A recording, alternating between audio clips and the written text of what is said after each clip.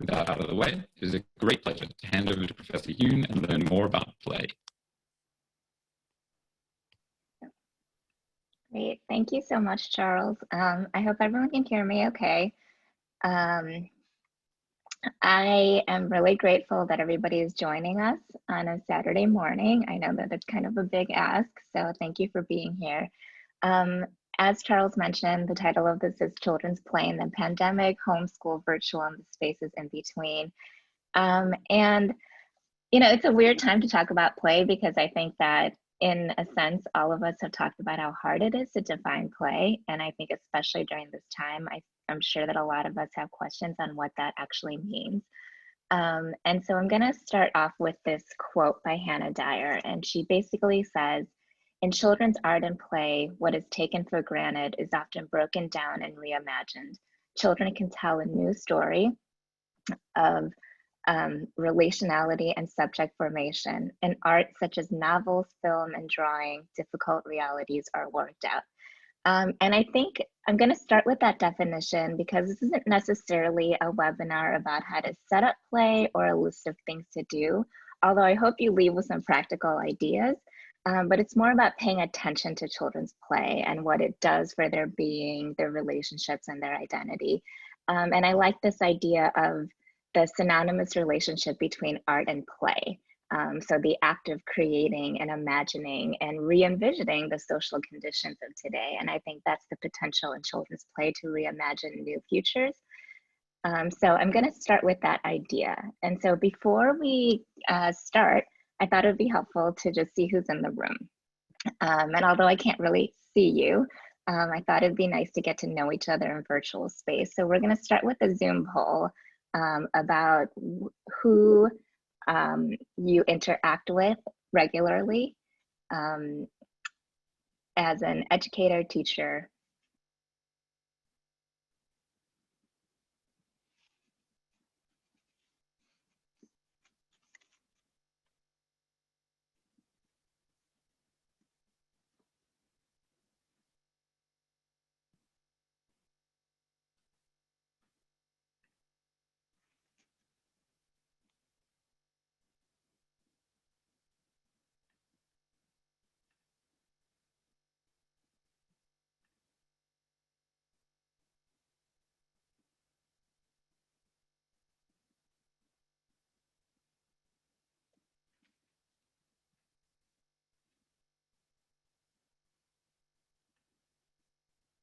Okay, great. So a lot of early educators in the room. Just for you to get a sense of who else is here with us and joining us in this community. So thank you for starting off with that. I'm gonna start with my own memories of play. And I thought that would be a good place to start. And so this is a picture of me when I first immigrated to the US from Korea. So I was around 2.5. And I remember spending a lot of time in my childhood trying to fit into American culture. And so neither of my parents spoke English very well. And I was very aware of my Asianness in a sea of white faces. And this included the toys and books available to me. And for some reason, this plastic white doll in the pictures that I do have is frequently in the background. So the first one is my birthday party. The second one is me, having her pose for a camera that I'm using. And I guess this doll reminds me or remains a constant memory for me. And it could possibly be because of the photos that I have. But I also remember just having this doll until 6th grade. And the only time I remember her actually not being there is after grade 6. I actually don't have a lot of memories with her, and partly because she's like that plastic doll with the eyes that flicker on and off. And at one point, one of her eyes actually drooped down, and she became a very scary thing. And so at some point, I think I must have gotten rid of her, or my parents must have gotten rid of her. And so this is a reminder to me, that doll, about fitting in and trying to hide difference. She was white, and it didn't even cross my mind to have a doll that looked like me. An Asian doll would have only reminded me of the struggles I had with my own racial identity. And I'm not sure if presented with the option of having an Asian doll, if I would have taken it. I think I probably wouldn't have. And so it's an interesting memory for me, because I've advocated across my research how important representation and diversity is. But I look back on this and I'm reminded how important belonging and inclusion were for me. And I think having a white doll was like a symbol of that. And so I realized that the things that we think are quote unquote good for kids, or the things that we're trying to do with some kind of intentionality, gets taken up by kids with unintended effects and meanings for them. And so this is why Barry Thorne encourages us to think about the tugs of memory and the child within, because I think there's part of understanding our own play that helps us see how children play, because we bring our own experiences, we bring some of our own biases, we bring some of our own memories into how we interpret what children are doing in their play. So I'm gonna start there. I'm gonna ask you in the second Zoom poll to think about a childhood memory. So take like a second or two, just think about one of those things. And in the Zoom poll, it's going to ask you to think about like what in that memory, is it about space? Is it about people? Is it about materials? Or is it about the rules and regulations that are around there? Okay, so take a minute, think about it, and then go ahead and answer the poll.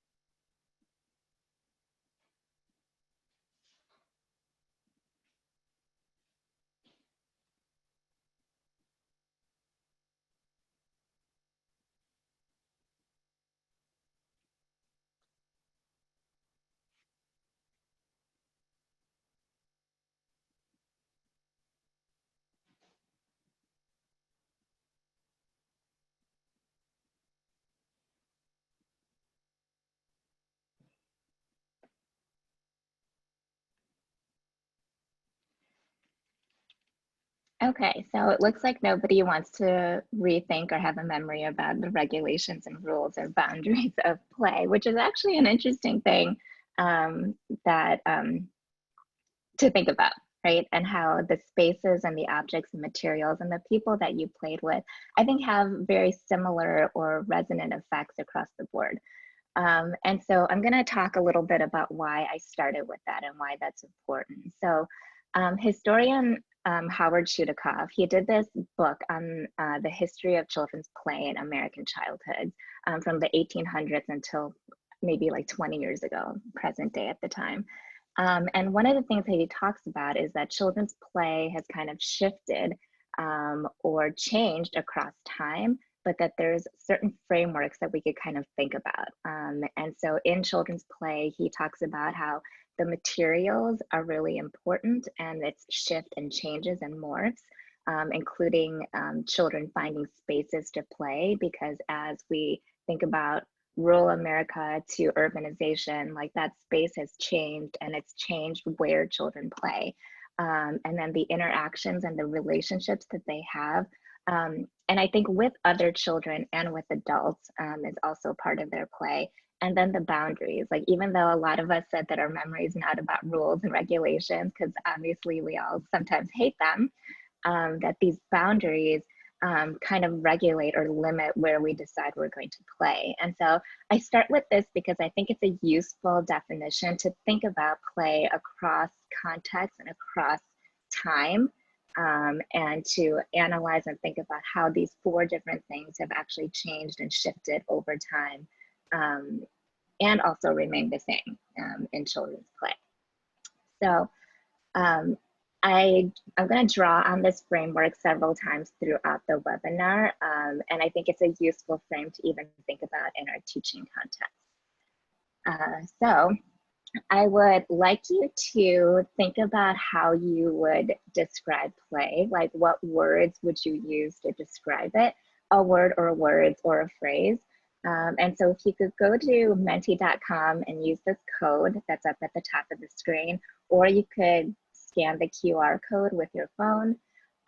If you could take a second to do that, we'll take a pause a little bit and think about what words would you use to describe play.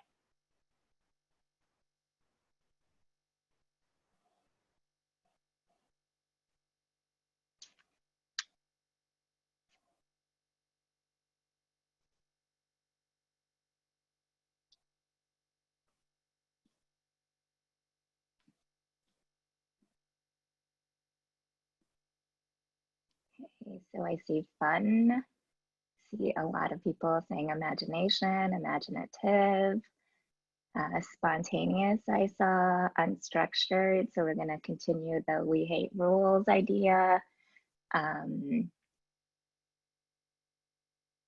Again, fun, open-ended, creative, opportunities to socialize, laughter,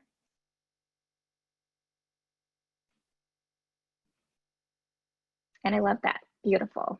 I think that's such a word that maybe we often use less when we think about play. I'm very curious what carpet means.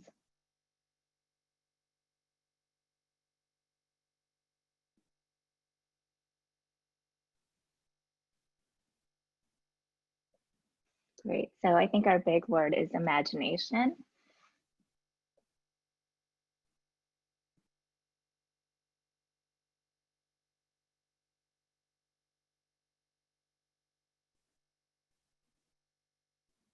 Okay, so imagination, exploration, and I think fun is a big word.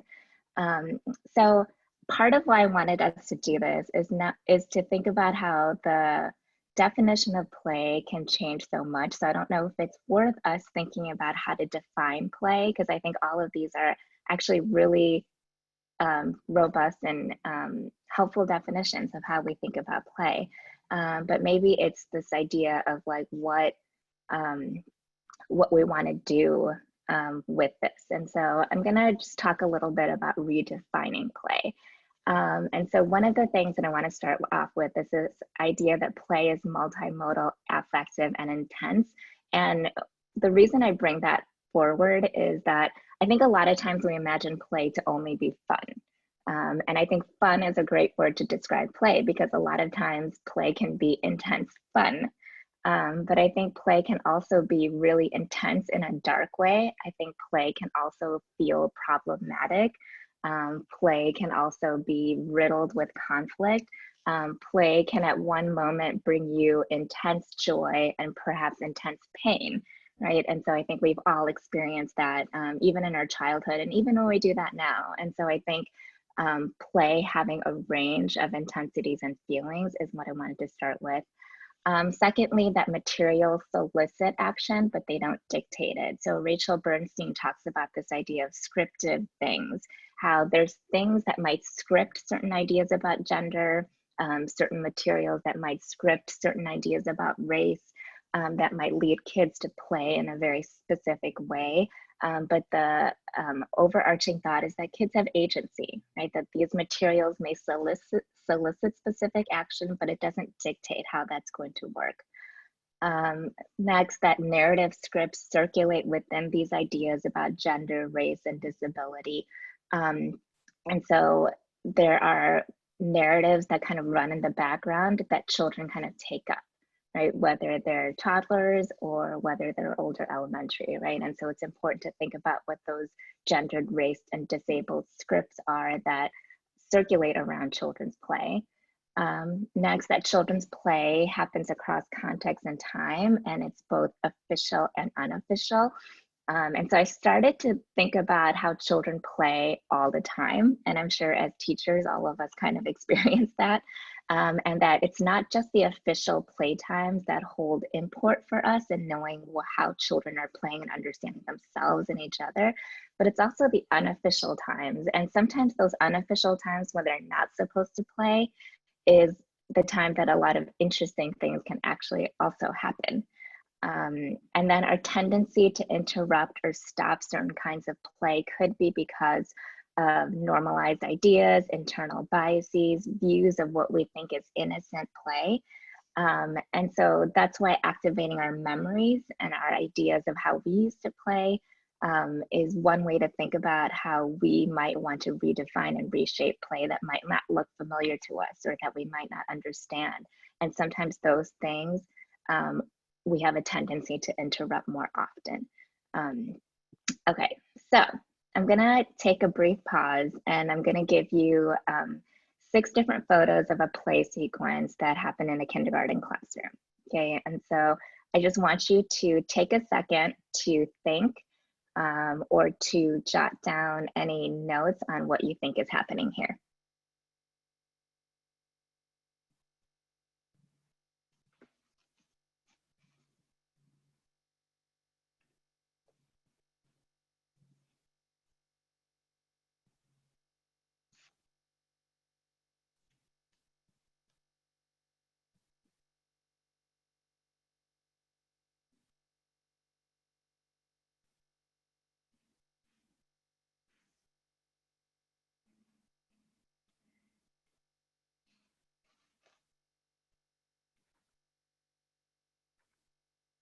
I have to admit this is very awkward because it seems like I'm just talking to myself.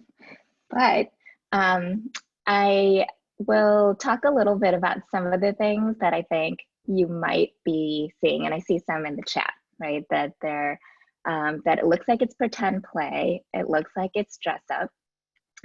You probably noticed the Batman mask, and you've noticed the Teenage Mutant Ninja Turtle mask. So there must be, masks that are happening in there. That there is some role play happening, as someone said.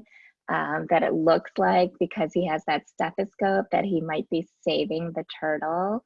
That they could be helping each other. So at some point they could have been fighting each other. That at some point they could have been helping each other.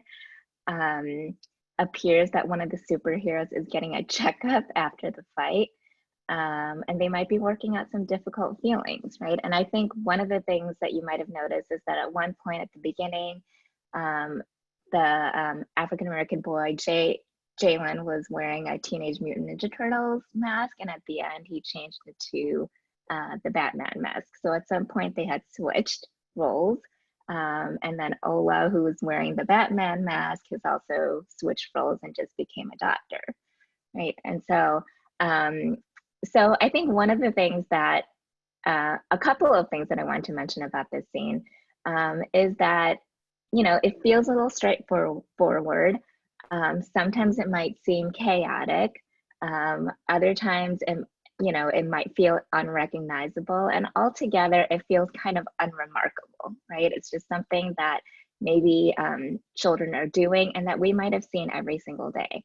And so I wanted to start off by talking a little bit about what this means, what's happening beneath the surface. And so I start off with this idea that Bell Hooks brings into the picture, where she talks about how only grown-ups think that the things children say and do come out of nowhere. We know they come from the deepest part of ourselves. And I love that idea because I think throughout her writing, she actually talks a lot about children, and she refers to children as cultural critics, right? And people who are living their lives and responding to the world around them. And I think that idea of thinking about that, or thinking about children as people who are participants in our communities and our societies, I think is a great way to think about children's contributions to the world. And so, Jalen, he was a Black boy in a kindergarten classroom that I was a part of. He was pulled out every now and then for occupational therapy and speech services. He was very active in the classroom, and so he spent a lot of time kind of in the corners by himself, not because he was sent there, but because he needed to have a lot of freedom and ability to move. And so commercial media in Jalen's case was very useful to his academic development. And so I want to take this Teenage Mutant Ninja Turtle thread as not just an isolated, unremarkable thing that happened in one space, but how that kind of threads itself throughout the school year. And so he learns a lot of things from TV and media. And I saw someone in the chat was talking about how he is acting out a TV clip. And so there's a story where the assistant teacher was handing out Ziploc bags of shapes to everybody, like a square, a triangle, a circle. And he just pops up and he doesn't want to do the activity. So he says, I don't want to do this. And he says, because I want a dodecahedron. It has 12 sides. And so when I asked him where he learned that, he just looked at me and he said, I learned it from Team Umizoomi, right? It was which is a television show featuring these 3 robots that kind of solve math problems throughout the day. And I didn't know that until I went to investigate because I had no idea what this was. And so he would do that often, right? And so this is a picture that he drew of the Teenage Mutant Ninja Turtles, where he wrote their names.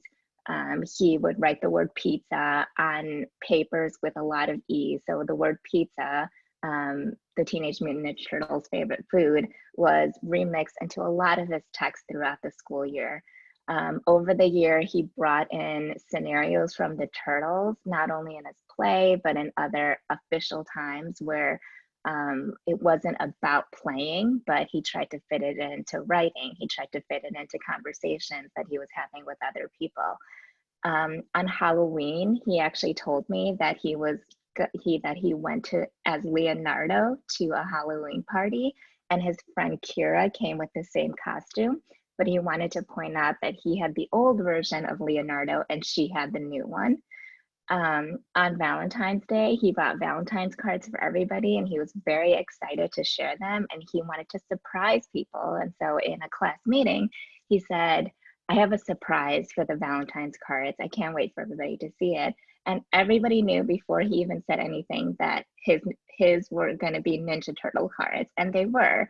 And so even during play, he would direct children's play when Teenage Mutant Ninja Turtles served as the plot line.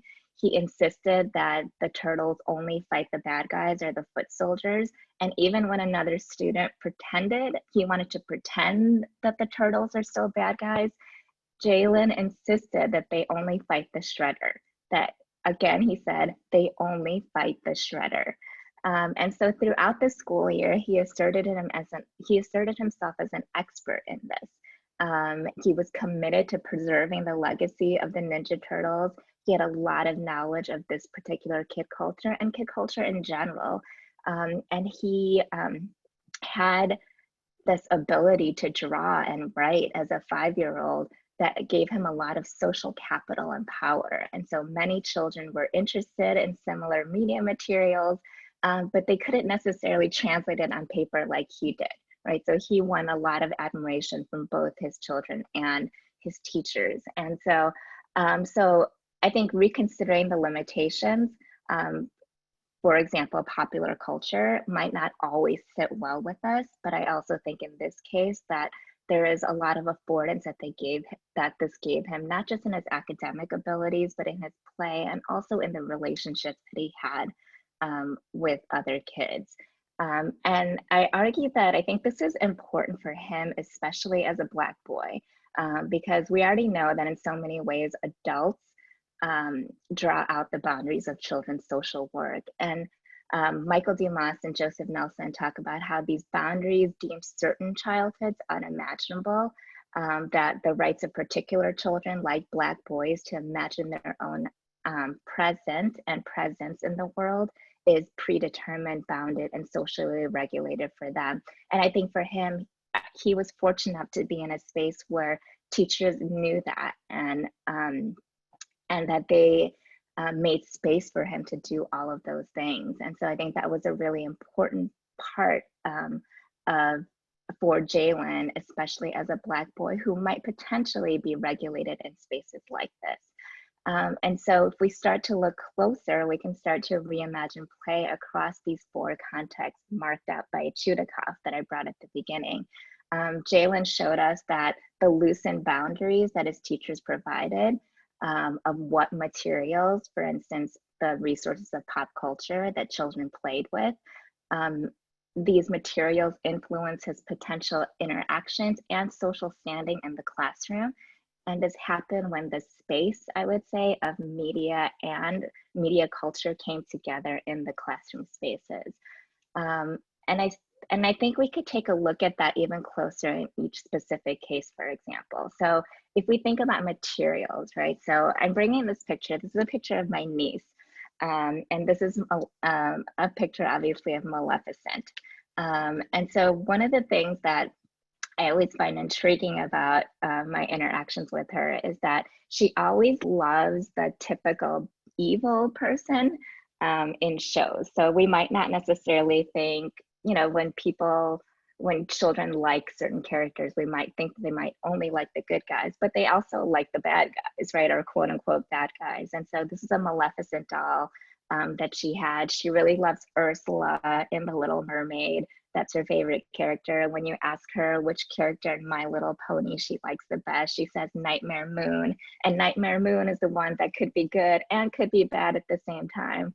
And so these are characters that resonate with her. And I think at first I thought, oh, what a cool kid. She likes things that are alternative. And I love that as a researcher, right? But I also think that there's something that that her interactions with these materials kind of shows that there's materials that script certain actions or script certain ideologies, for instance, about good and evil or gender. You know, what's a boy's toy, what's a girl's toy, but that children have agency in what that means. And so even though I'm not positive what this particular attachment to these characters might mean for her, that it's showing me that they don't necessarily see the world in binaries, that maybe they go against the script for certain materials and there's meaning in that. And maybe it interrupts what we think is normal, right? And expands limitations or definitions of what these ideas of good, what these ideas of evil mean, what this idea of a boy's toy mean, what this idea of a girl's toy means too. So I think this idea of reconsidering materials, and I think that has relevance in the classroom, right? Because we might put certain materials out there because we want to disrupt binaries of gender, let's say. But it doesn't necessarily mean that children are going to do that, right? Or if we put a lot of gender materials out, it doesn't mean that they're going to take it up in a way that is stereotypical either, right? And so I think on the one hand, absolutely material script certain ideas. On the other hand, children have agency to carry those things out in different kinds of ways. The next is reconsidering space, right? And I think that we have to think about how children are playing differently in digital spaces. And we also have to think about what that means in spaces in the outside, right? And how we can potentially create space for children to play flexibly and imaginatively. You know, I go back to the word cloud where a lot of us talked about freedom and imagination and creativity and flexibility. And these times, like, it's a little bit different, right? Our spaces have boundaries now, right? And so what does it mean to play in those different spaces, and how can we potentially create spaces to do that? And I refrain from giving like a very specific question about that, because I think at the end of the day, I'm not even sure either, right? So New York City schools opened this week, and this is a picture that a teacher had sent me about what it looks like right now outside, right? And so I think that that space is not yet determined. And so that gives us an opportunity to reconsider what that space is going to look like. I think next we have to reconsider interactions, right? And so what does it mean for children to have socially distanced play, right? And I think the part that we understand is distance play, but I think the part that that I'm still trying to work through is the socially distance, right? And so what does that mean for children as they're out during this time, and what it means for them to have proximity towards each other without being entangled with each other, and how that changes what it means to play in those spaces. And so I think reimagining what interactions are is, another tenet for thinking about play.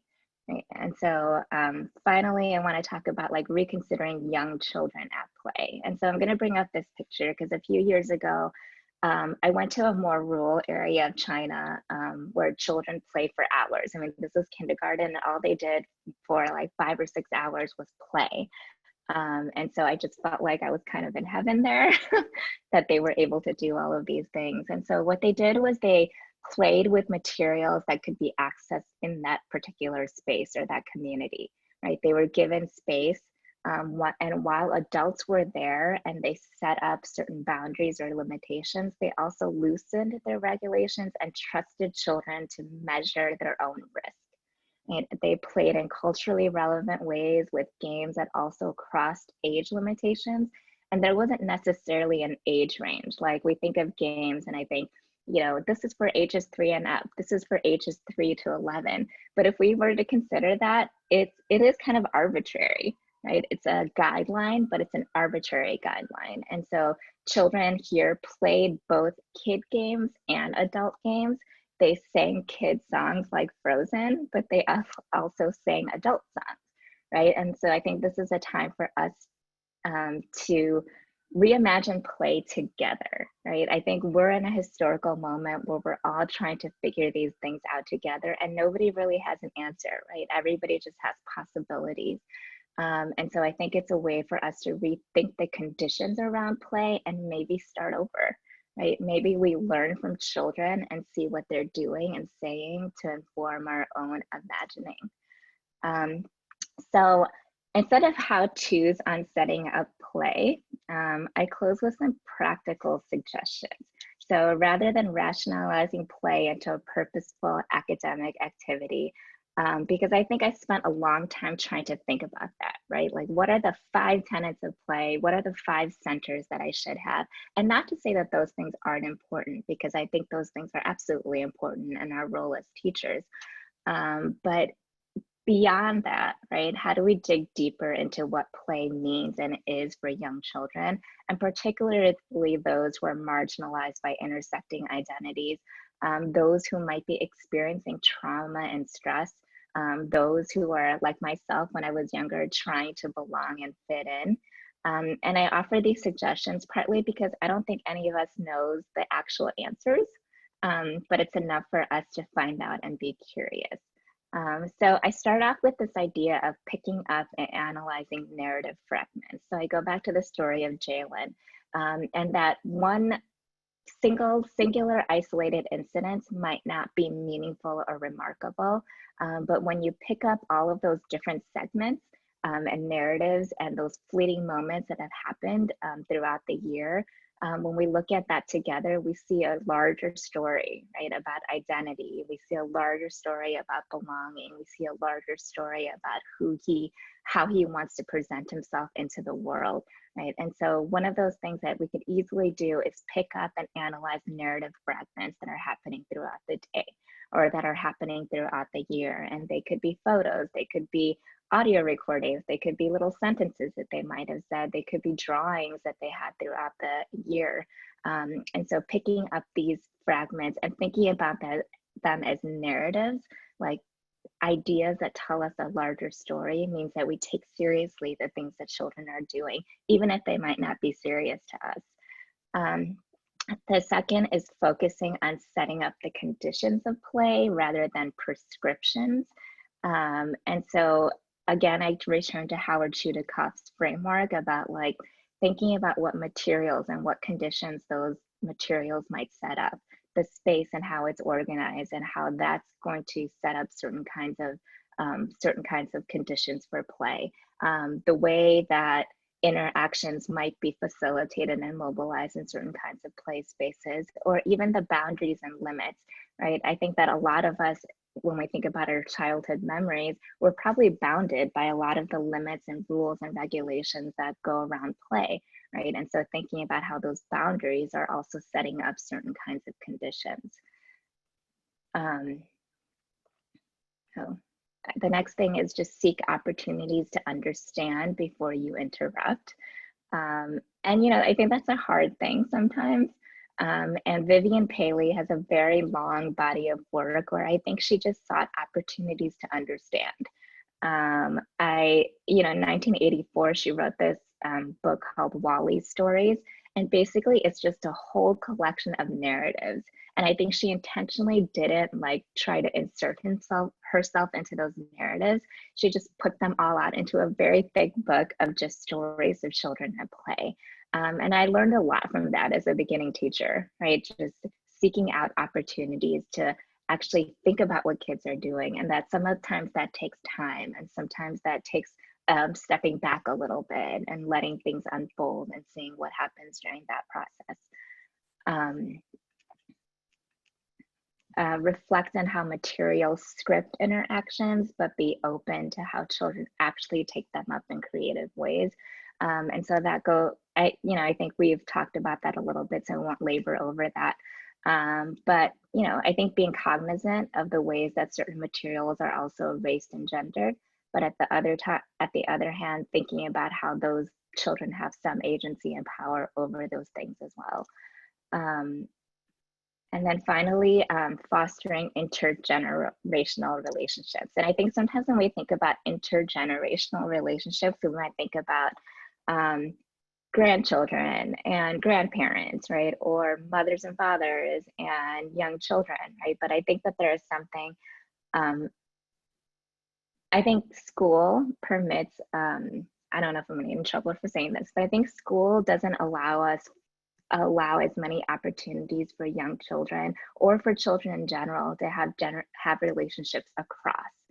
And I think that fostering intergenerational relationships where adults and children learn from each other, where children and other children learn from each other across the spectrum, I think is one way to think about and reimagine play. And so I wanted to, so Alison Gopnik is like approaches play from a different perspective than I do, but I actually found something that she wrote really interesting about how she was looking at research of really, really young children and their play, and then what play looked like for older children and adults as they were trying to engage. And one of the things that she found was that really young children, because they have less knowledge and maybe they have less experience, were able to be more flexible in their thinking, and they were able to see potential.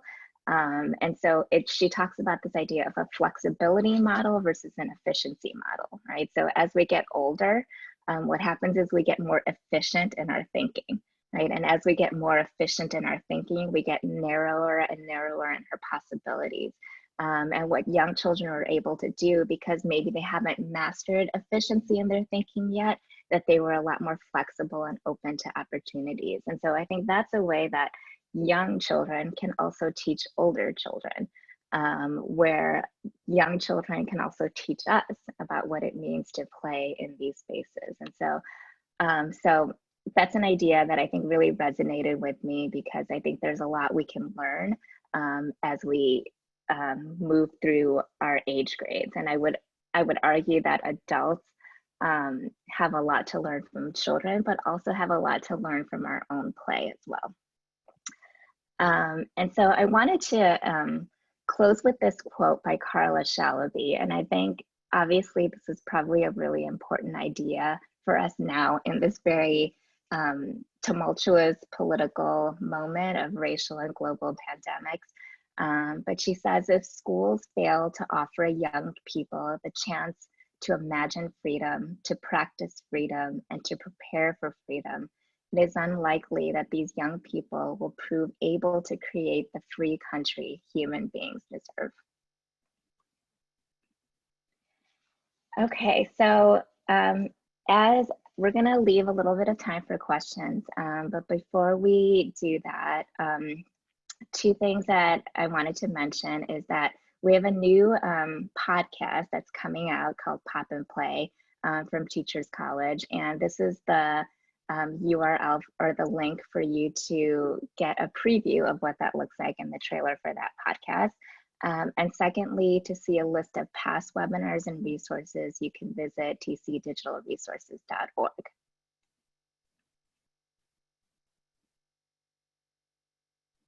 Okay, so I'm gonna invite maybe Charles to come back in, yes? Thanks, Professor Yoon. That was a great talk, and we've got a bunch of questions to ask you. People are super interested, and they've sent us in quite a few. The first one is from Linda, and she wants to know, have any trends emerged in the ways children are playing in response to the pandemic? I mean, that's a really interesting question. I feel like that's a great question because I think those things are actually happening now.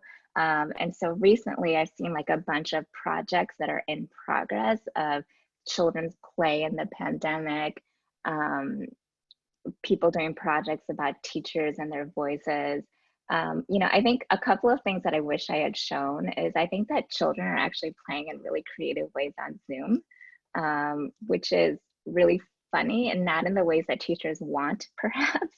But I think there's a lot of creativity in that. And so I think one of the things that we can learn from adults, especially, is that I think since for us, March, when we had to go on lockdown, I think that people have been really innovative and creative in the things that they're doing and they're making and the adjustments that they're making to even be relevant or to interact during the pandemic. Like if you think about like all those Zoom happy hours that sometimes we're a part of, or the different webinars like this one that have taken off, or you know, a lot more people are now podcasters, right? That they didn't think they could do before. And so I think a lot of times we surprise ourselves as adults because we're able to do things that we didn't think we were able to do. And I think that same thing can happen for young people too, that they might surprise themselves on the things that they thought they weren't able to do that they actually can do. And so I'm, for one, excited to see what kinds of trends are coming out. I think I think it might be too early to say what those things are, but I wonder what's gonna happen with that, given spending more time outside, given the interactions and the shifts and the changes that are happening in there. I see a lot of people in the chat talking about how children are playing a lot more outside. I've seen videos of, a friend had sent me a video where her daughter was having a tea party with her friend, she's 5, on Zoom, and how they're, you know, it's sweet to just even see what their interactions are happening. I know someone said that they wanted me to show the quote on the previous screen, so I could do that, hopefully, or I could try. Okay, does that work?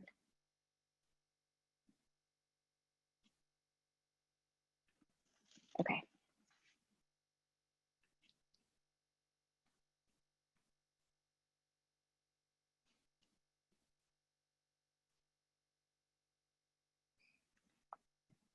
Can I also answer this idea of, do you think we should set up Zoom meetings just for play social time? I think so. I want to give an example of like the class that I teach at Teachers College, which is a course, which is an early childhood seminar course. And basically we do a lot of things offline, but we meet once a week, and it's basically a time for us to process the readings and to just be social.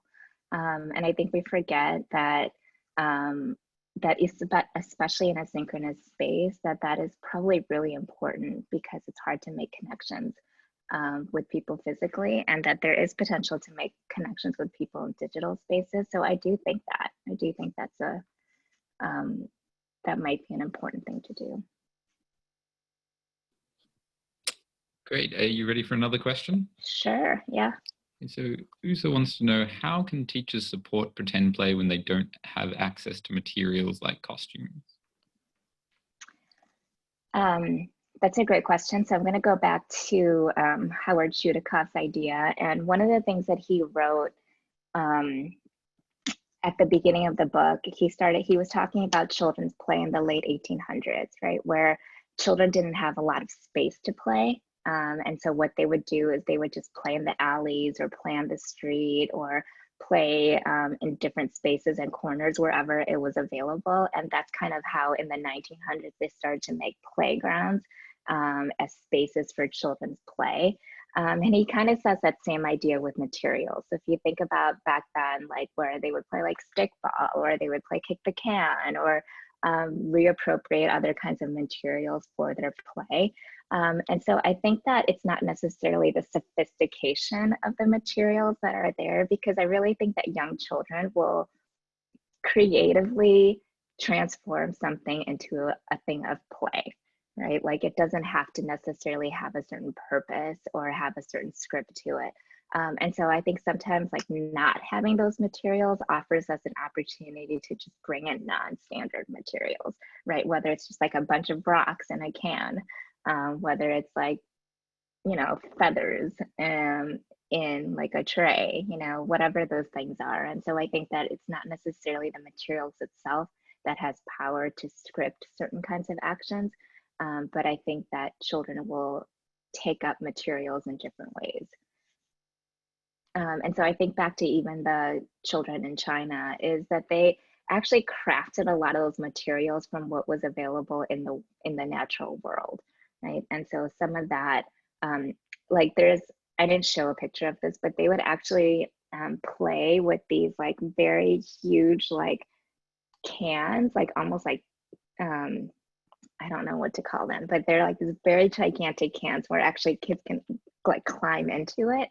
And it was just left over, right? It wasn't something that adults were even using. It wasn't something that was,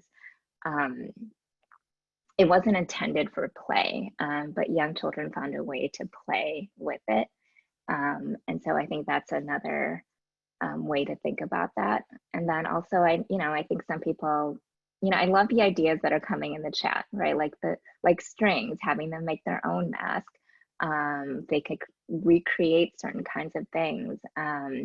They have media to, activate their imagination, right? And so I think that might be a way to think about sticks in the woods can be wands and lightsabers and all of that. So interesting. Nikit is wondering how important it is for teachers to be up to date with popular culture, and if you have any tips for keeping up to date with popular culture. Oh God. Keeping up with popular culture can be endless, right? And I say that because I'm somebody that actually enjoys popular culture, not just children's popular culture, but adult pop culture. And I just feel like once I become an expert in one thing, I can move on to another thing that I don't know anything about. I will say the part that's actually important for understanding children's popular culture is that it helps you analyze what children are doing very differently, and it kind of changes and shifts your perspective. And so what I found is that especially with Jalen, my limited knowledge of the Ninja Turtles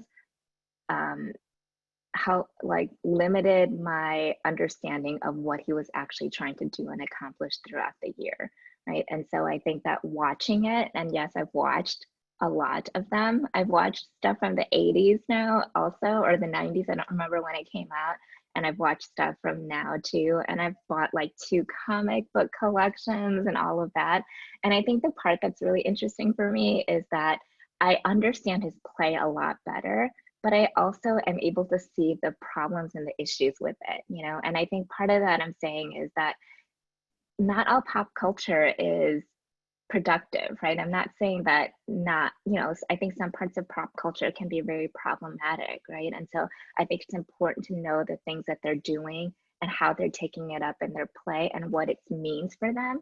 But I think it also, it's important to think about like what messages that it also sends, right? What are ideas that might need to be unpacked? Like where are they getting these ideas from? And one of the things that I will say is that Jalen played in very hegemonic masculine ways, right? And I think sometimes he contradicted himself as well too, right? Where he would think something was too girly, but then want to play with it again.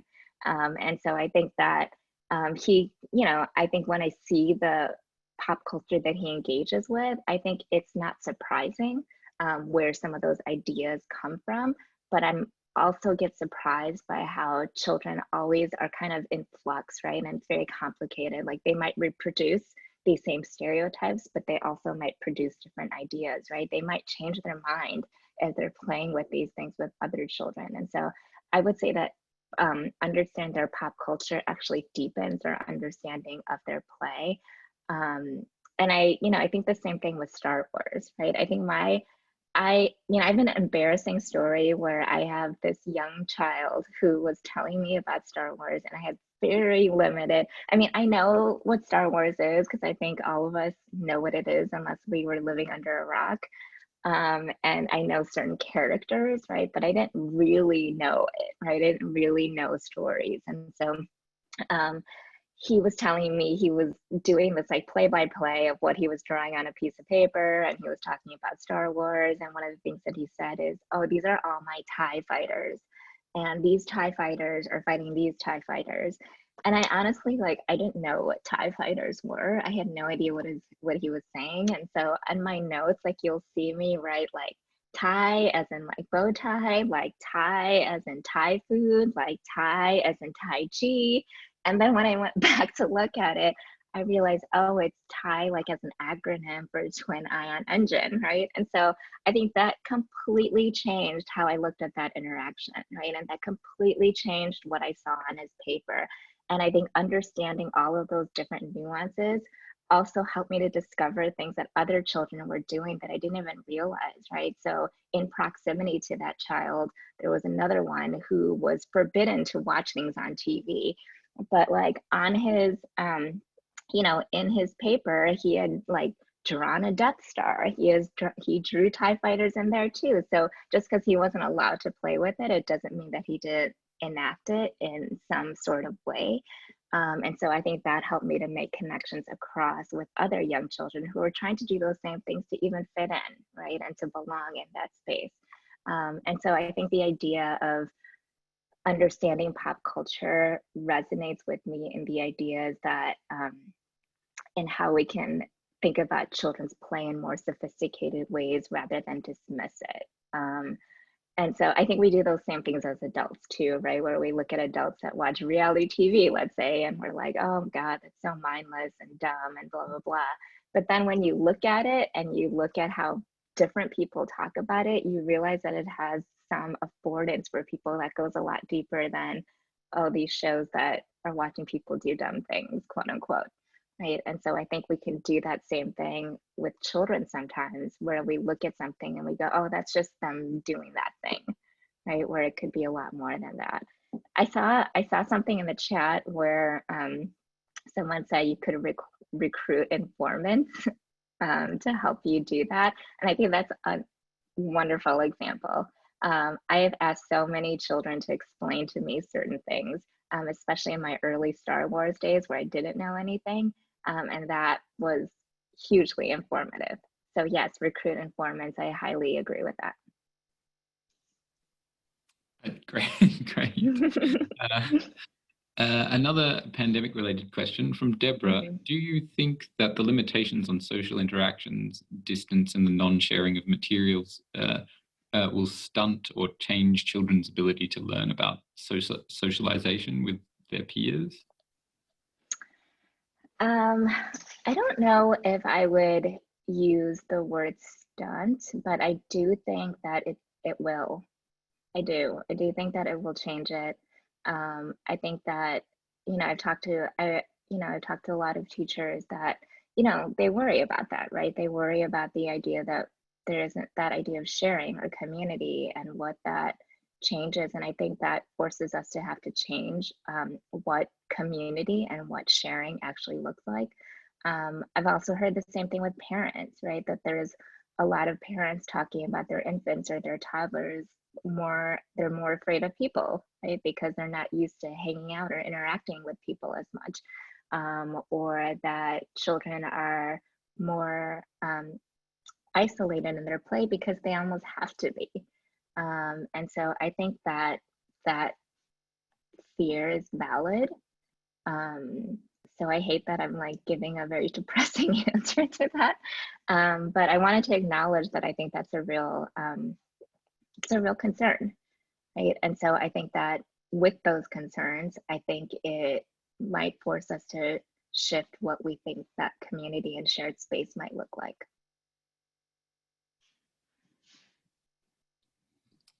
Thanks so much. So Chris has a question about the amount of play and whether we should be changing the amount in response to the pandemic. Should we be doing more or less?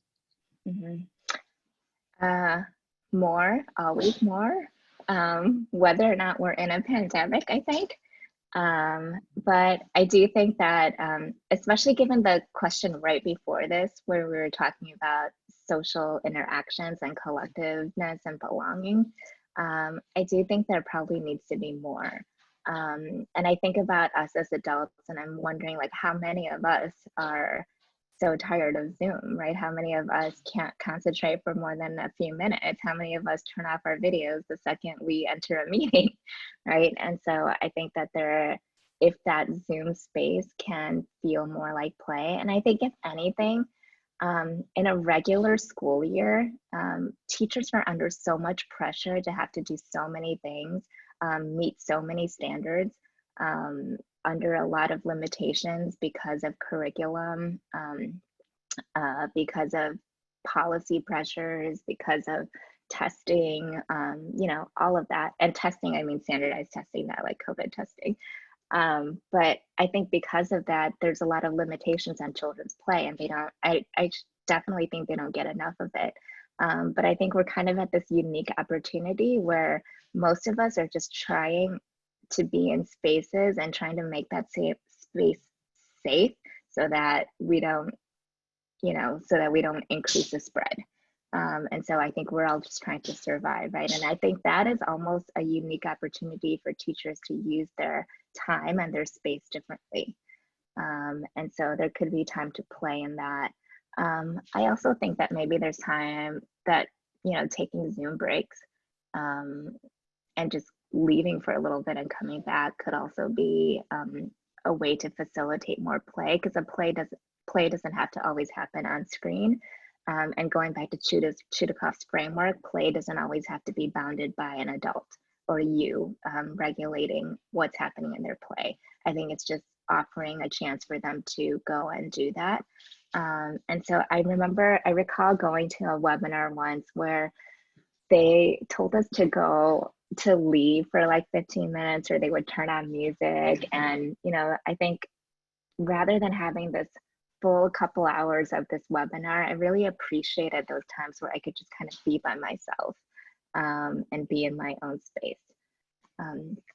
So yeah, I always think there needs to be more play in general, even if we weren't in a pandemic. But I think the last two questions, I think, kind of go together in that we probably do need more time for that, and maybe more ways to organize that differently, right? Whether it's small groups, whether it's all together, whether it's by yourself.